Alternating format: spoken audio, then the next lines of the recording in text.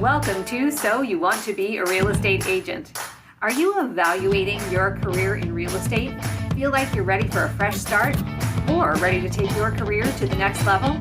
This is your podcast.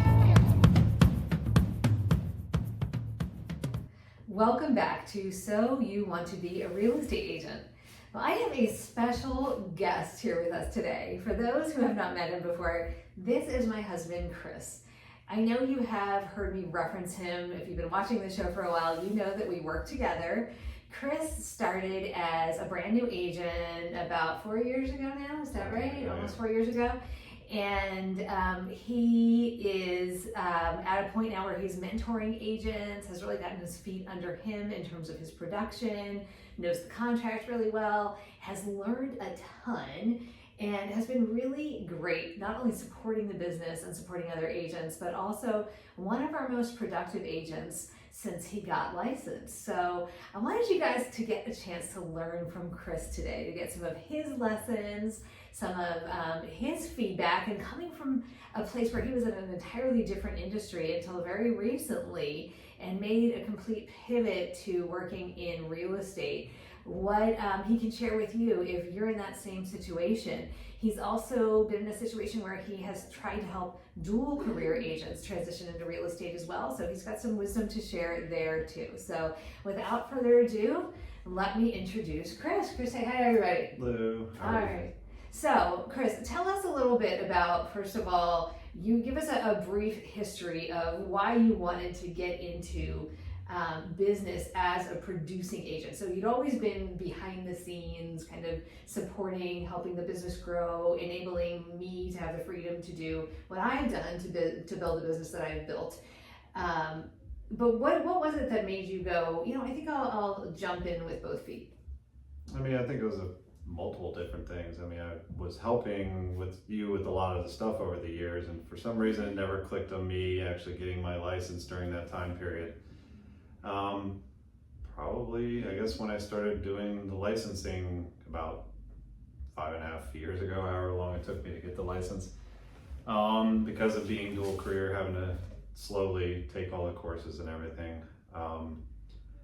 probably trying to take some of the load off when I first initially of helping you out with buyers. You were taking on a lot more listings, so I was being the buyer person to kind of help go show, because I think you were running into circumstances where there was too many different appointments needed and not enough time. So that's where I think I initially started. But when I started doing that, I started enjoying it. So that's where it kind of built from there. Yeah. And so I do kind of remember that, and we'll give you guys a little bit of probably behind the scenes, whether you want to hear it or see it or not, of the truth about the way a husband and wife team work together sometimes. So we're a partnership, we lead the team together, we do different things, but we do overlap in some ways, and sometimes that works really well, sometimes not so well. So we'll give you a little bit of the warts and all look at this too. So when you started, I'm mostly a listing agent, as those of you know, and who know me and have listened to a while, you guys know that that's really my focus is listings. Although I always work with buyers, and as you also know, if you are a dominant listing agent, you are going to organically attract buyer clients as well. So figuring out how to balance all of that, keeping all of the listings running smoothly and all of the pieces that are needed to successfully sell listings and serve your seller clients, while at the same time being able to serve buyers at a high level, can be a really tricky juggling act, especially when you get to a certain volume or number of transactions in your career, and you've got a team that you're trying to support and grow as well. So when that started to happen, I knew a couple of things. One was people who are in my little geo farm, which is the Kentlands and Lakelands here in Gaithersburg, Maryland.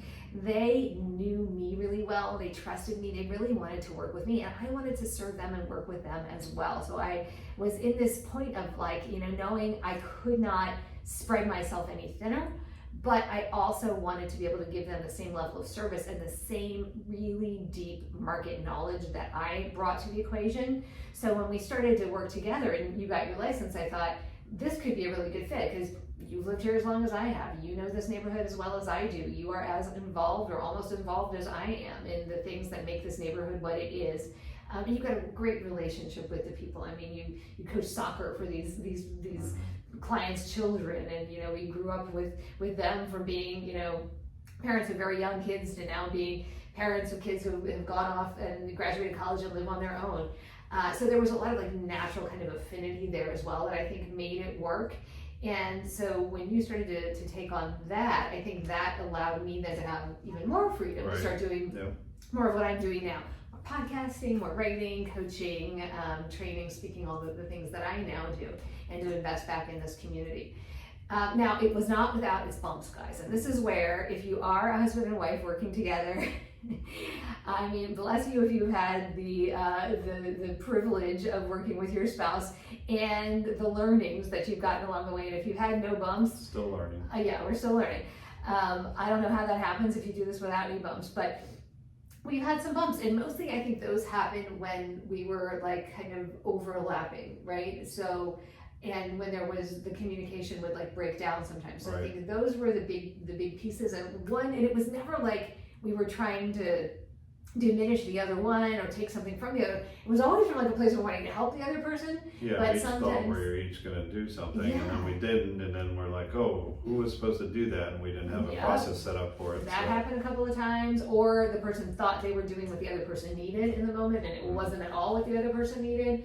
So I think a couple things came out of that. One is being able to, you just said, having a process in place. And you guys know I'm a systems and processes person. Every time we have a bump, what's the thing I always say? What's the learning here, and basically what process can we create to make sure this doesn't happen again? I'll say, should there be a process around this? Should there be a process around this? That's always what I say. And and then true, like what did we learn? What did we learn here? Like how can we fall forward on this? If there was a fall that happened in the midst of it. So kind of figuring out, and then I think too, and this is something that you hear all the time is, and I say this, stay in your lane as much as you can. It's not always super clear what the lane is when you're in a highly integrated business or partnership, but stay within your strengths, I think, as much as you can. I would say that's very helpful, and sometimes that takes a little bit of like feeling out to understand what each person's natural skill set is and strengths are, and kind of growing into whatever it is that you feel like is going to fulfill you and embrace you in the way that makes the most of your natural talents and abilities and where you want to go with your life and your career. Okay, so let's go back to, so you started to like take on some buyers, you started showing. Let's give the audience some of the things that you learned coming in, because here's the thing, you were from a background where you managed people, you worked for a corporation, and you were in a pretty high level of authority. So, and you've been like kind of around the real estate business for a while. So my thought is, and you can correct me if I'm wrong here, my thought is you came in feeling like you knew a lot about real estate, and it was kind of going to be like second nature for you to just jump right in. Well, I do think there were a lot of things that I knew from just watching you for 20 years or whatever before I finally jumped in. I think most of the stuff that I didn't know was the client-based stuff of not talking too much and wanting to explain a lot instead of just listening to what they want and asking questions instead. So you want to try to sell the house, I'm trying to sell the house, I'm trying to explain it too much, and then I come back and we do our check-ins. Oh, what do you think of the house? I'm like, I don't really know, because I didn't ask the questions. Yes. So I think it took a little bit of time, and then also the scripts. I was very like, I want to say it how I want to say it, not how you, like the script says it, and I know it will work if I do it this way, and it sometimes did, but I think until I started embracing the processes and the scripts and stuff, that it really, I think in the last year and a half probably. Yeah. And doing the work as well, the calls, making the calls, really helped, because some of it is long term. So yeah, it's a build over time, and I think too, for you, to your credit, like you came in really wanting to like make it work, and also like you said, feeling like you wanted to do it kind of your way. And I think a lot of agents do that, and the minute that you opened up to the possibility that there was something available to you that could really like help your productivity catch fire, like you said about a year and a half ago, that's when it really started to roll, I think. So there are a couple things I want to unpack here. One is you talked about how to talk and how to listen. And Right. that is such a big learning for you. And for the agents out there who are listening right now, if you're having any kind of a challenge or struggle with conversion, so for example, you're great maybe at like, you've got a team working for you, or you've got a lead generation platform, or you've got an ISA or something like that who's creating appointments for you, or maybe you're great at creating appointments. You go on the appointment and for whatever reason, you're not converting on the appointment. So Chris, for example, his kind of like standard thing was you'd go show a house and you'd come back and I'd say, what do you think about it? And you're like, oh, I don't really know. Or you'd say, well, they want to sleep on it. And that was like multiple times wanting to sleep on it. And I'd be like, well, tell me why. What was the objection? What do they need to think about? Do they understand that if they sleep on it, the house is probably going to be gone tomorrow? And for a long time, what was your general response when that would happen? Well, they're not really sure, or I don't know. There wasn't any, can't remember specific responses. Just, I guess it was just not knowing what they wanted to do. I think by me not asking questions, it didn't let them process through whether or not they wanted to put an offer in there. But now with asking the questions, I think they're thinking about it as we're walking through the house, asking the questions. Can you see yourself here or whatever? And even just the last question of how would you like to proceed at the end? Yes. And I was like, I forget who said that to us, but Terry Shodine. Terry, I thought it was Terry, but Yeah, it was just those simple words of asking at the end. I felt changed a little bit more because then it made them actually sit there and think about how they wanted to proceed instead of me just saying, okay, well, I'll follow up with you later and see what you thought about the house, or instead of, or does it seem like a house you want to make an offer on, or something like that. Even asking people in that, and has gotten responses that I wouldn't expect from. Absolutely. And sometimes that is like not knowing what to say. Sometimes it's a fear-based thing, like being kind of like worried about jumping to the close. And what if they say no, But also understanding no is not always no. But when we stop with, well, okay, I'll let you guys think about it, or I'll check in with you tomorrow on this. What happens sometimes is the person's like, I don't know what just happened there, They didn't even ask. It's like you go on a date for the first time and you're waiting for the other person to ask you out on the second date, and they're like, okay, well, talk to you soon. And you're like, huh? And then you make up stories in your head. Well, I don't even like them. They don't like me. I never want to see them again. Never mind that person. I didn't really feel that with most of them, because most of them I always kept saying, I think they're going to buy at some point in time. And surprisingly, some of those that I worked with a year and a half ago, now, 3 or 4 of them are now just went under contract or bought a home in the last 2 months, which is strange. But I don't even. I'm trying to think of where my thought was going with that, but some of them, let's be clear and honest, because we'll tell the audience the real story. People did leave to go to other agents. There are people that did work with other people. There are people that did not buy. There were a couple that there were a couple, but I don't feel like I lost too many. I think it was more of me just wasting time on people who may not have been committed with buying, and just showing a bunch of houses. I don't think there's not too many. I feel like I lost going to other agents. It's more of just they stopped looking, or some just did. went somewhere. Some did, but you make a good point there too, which is that wasting time, and not necessarily that we're wasting time with other human beings, but being able to qualify the person. That's part of what we do. And sometimes we have to do that while we're showing for the first time. It's better when you can get really good at doing it during the initial phone consultation, or if not then, during the initial consultation in office with the buyer.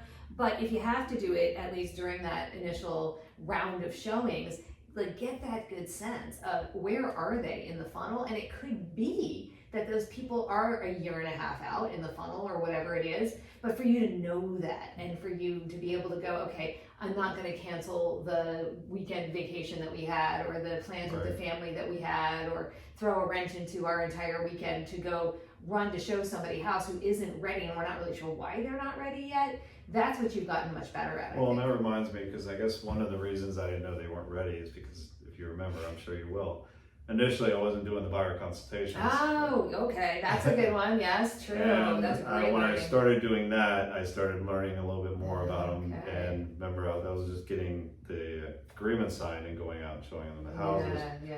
And you would ask me, did you sit down and do a buyer consultation? I'm like, no, we kind of talked on the phone. I was going to show them the first house and then come have it. And of course now we do it because of the new rules that have changed, but that's when things Well, start I changing. hope you don't do it just because the rules changed. No, that was the process but I all saw along. how it was. Yes. Correct. Yes. Right.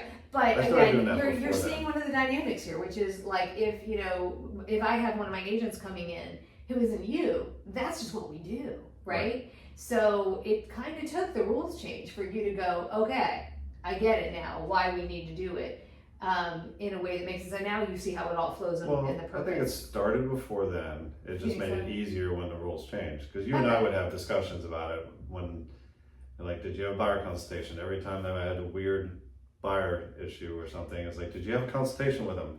No. So now I'm finding myself with the agents I'm working with, when they're telling me something, I'm like, well, didn't you have a buyer consultation?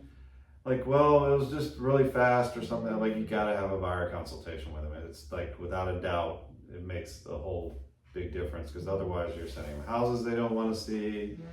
You're, without sitting in them actually sitting there thinking about what they want. Yeah, absolutely. Yeah. I mean, when you think of it, this is a professional service that we're rendering, and I think this also came out because of the NAR settlement, was the difference between agents who are treating their clients in a professional manner and a comprehensive manner versus those who are doing this more as a hobby. The hobbyist doesn't have a consultation. The hobbyist is what my beloved previous office manager Karen used to call a Pop-Tart, right? That somebody calls, they pop out to show a house. They may or may not get something signed even after the NAR settlement. I'm seeing this a lot. Did you know that 63% of sellers and buyers choose their agent based on local proximity? That's why farming or geofarming is such a proven method for long-term success in real estate. If you've been considering becoming a farmer or a geofarmer in your market, but not sure how to get started, check out Farming for Real Estate Agents. This blueprint will walk you through exactly how to choose a geofarm area, how to figure out by running some calculations whether the farm area that you're selecting can support your goals, and will help you track your return on investment. You'll also hear from locally famous farmers who have already dominated their market shares, so you can R&D their secrets and dominate the area that you choose to geofarm. And we don't know whether they've ever had a real opportunity to build a relationship with that buyer. So it starts with building the relationship. It's like, when you go to a new doctor for the first time and they make you fill out that massive intake form, thank goodness, right? Because otherwise they wouldn't know what you're allergic to. They wouldn't know what you're taking right now that might be contraindicated against something else that they might prescribe to you.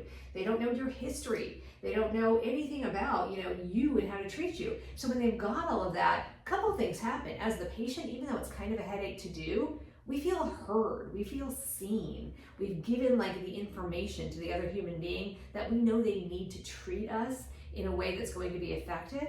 And it does allow the doctor to bond with us in a different way. Can you imagine going into a doctor and they go, oh, just tell us what your symptoms are. Yeah. And then they give you, if it's me, give me penicillin, I'm gonna die probably. That's not okay. So in a similar way, and I'm certainly not gonna stick around, if I don't die, I'm not gonna stick around very long if you prescribe something to me that I'm allergic to. Right.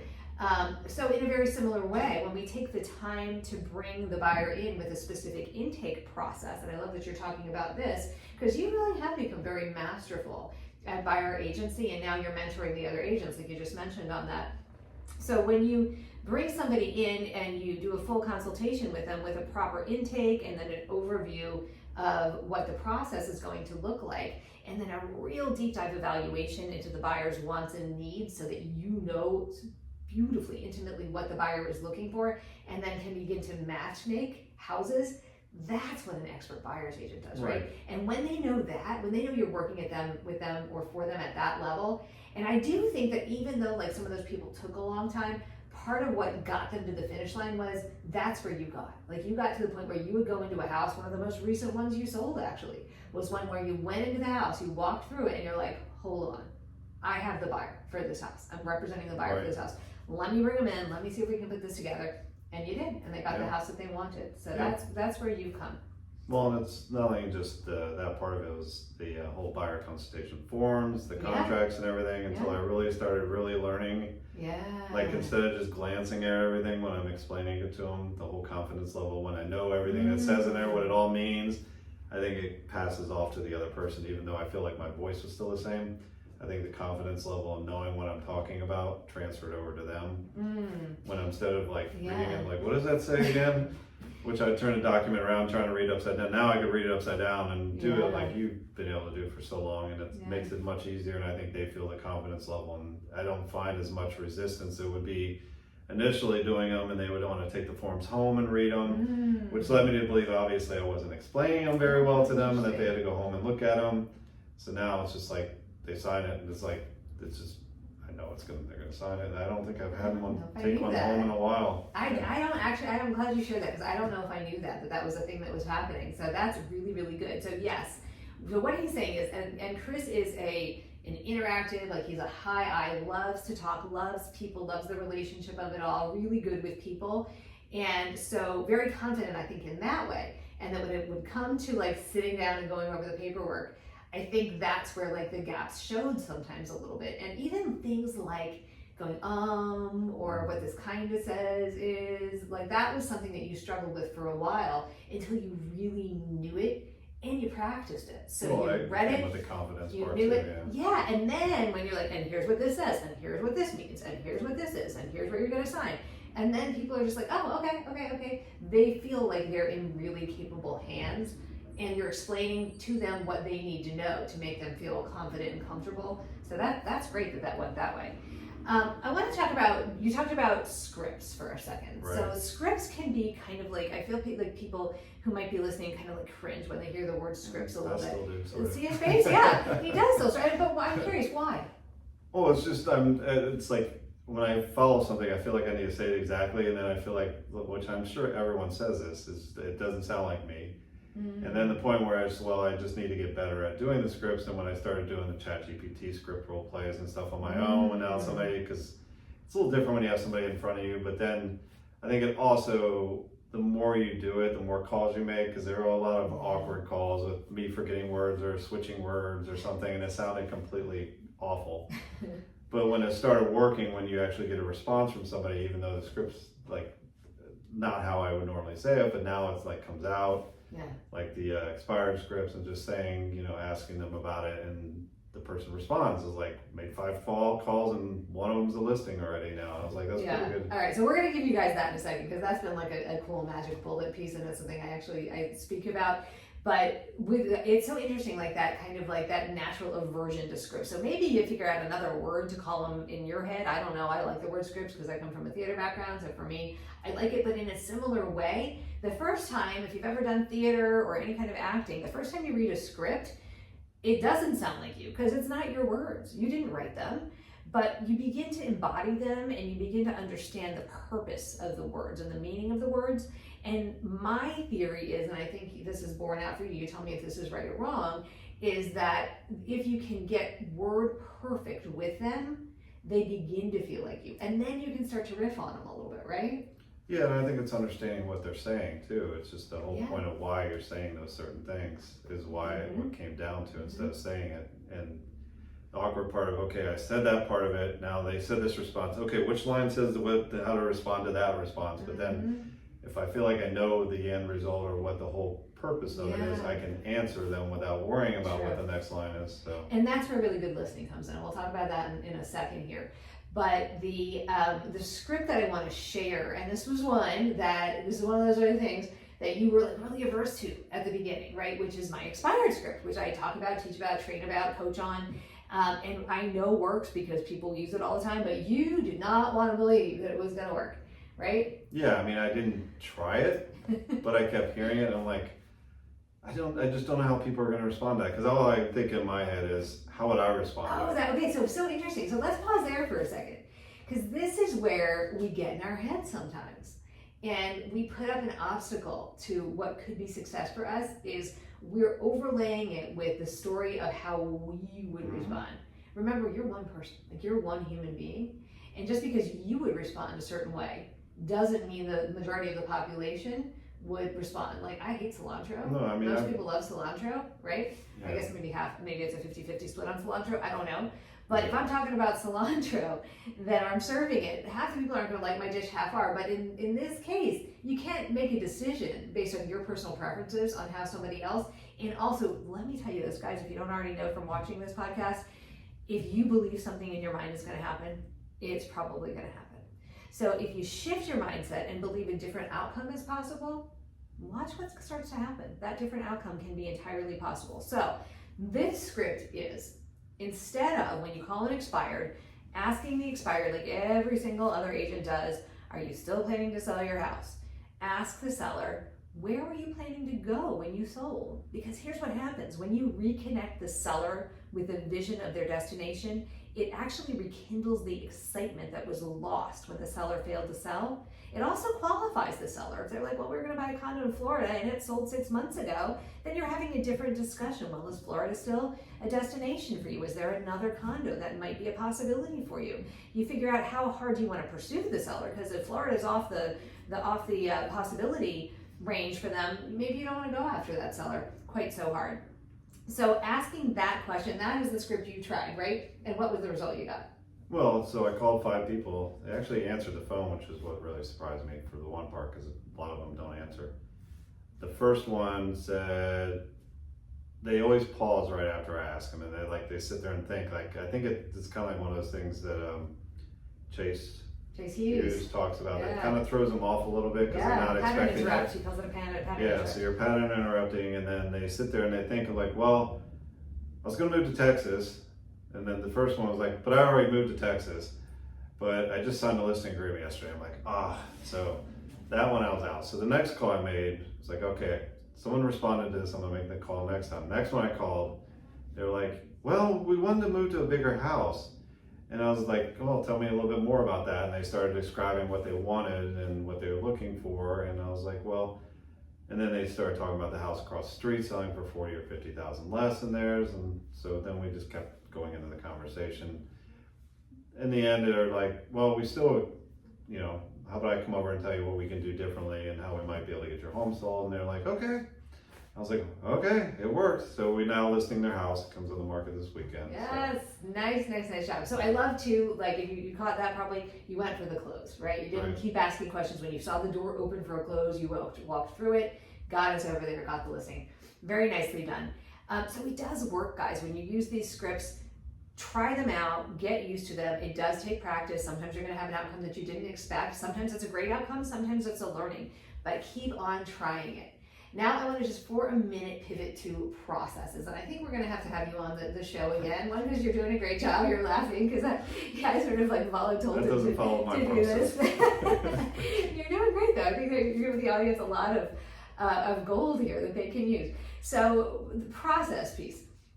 Processes are something that we have built throughout this, the time we've been building this business. And what we realize is when we can start to document the way we do something, we can then replicate it and then we can scale it. And then you don't have to go back and reinvent the wheel. What are a couple of the processes that you would say? So you talked about the buyer intake process a little bit. What are a couple of the other processes that you would say you think have made the biggest difference in the ability to grow our business? I think our listing process, basically when we get a listing, what are all the processes, especially now that we have multiple people working different parts of it, having that whole thing spread out to where, especially now that we have maybe 17 active listings or something going right now, to where we can keep track of everything and not lose track, because it's very easy to just start working on one and forget about the other one. And I think going back and checking that board each morning and seeing, okay, what are my tasks today? Okay, I gotta get this done today because we have this in 2 days. That's made a huge, and the board he's referencing, we use Asana, which is our workflow management system. There are lots of tools you can use, Sisu, Trello, some people use Monday for this. Some people use, just a plain Google or a worksheet or an Excel spreadsheet for this, or some people use a checklist. Whatever you use, having a process that is a checklist style, especially like for a linear set of tasks like a listing, works really, really well. And as you said, 17 listings, which we're in a market where things are still selling pretty fast. So it's not like accumulating listings that aren't selling. These are listings that are popping off the shelves. We've got new ones coming on going under contract, selling all the time. So I think that process has been huge. What else would you say is another process that's worked well for us? I mean, I'm trying to think of what the other ones are, like drawing a complete blank. I mean, some of our other systems with buyer looking system, well, even just the system within the system. So within the listing system, there's my Make My Listing Famous system, which is actually a huge part of where we get a lot of our That's business from, that we've doubled down on. Just the admin staff of all the systems that they have, because there's so many different websites, different processes with getting paperwork and everything, all those systems. You know, I think agent training and onboarding. Well, yeah, agent training, keeping them following through with our book, because that process, because you could forget something to train them on something, and then later on you find out, well, haven't you we haven't covered that. Okay, well then we need to make sure we cover that, and that's in there. Put it back in the book that we need to cover that. So then they have something they can follow as well. But yeah, I mean, there's so many.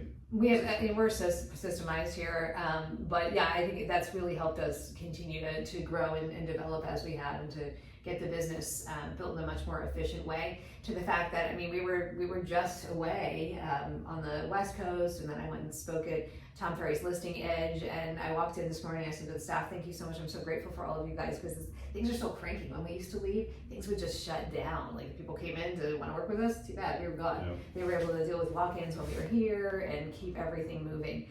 And that is very much in part due to who they are, but also the systems and processes. And while we're going through admin change, so the newer people know what they're doing. It's all recorded and put into, transcribed and put into our help center system. Yeah, exactly.